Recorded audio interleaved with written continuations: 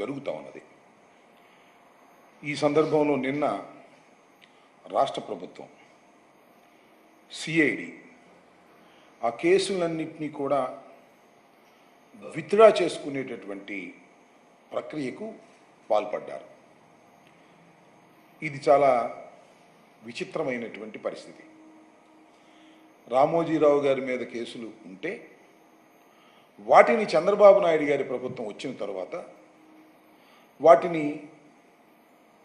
withdraw చేసేసుకుని రామోజీరావు గారికి court clean chit ఇవ్వటం కాదు, ప్రభుత్వమే క్లీన్ చిట్ ఇచ్చేటటువంటి పరిస్థితికి రావటం అనేది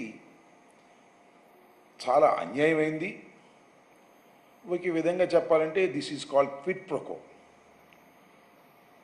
చంద్రబాబు నాయుడు గారేమో చట్ట వ్యతిరేక కార్యకలాపాలకు పాల్పడుతున్నటువంటి రామోజీరావు గారిని వారి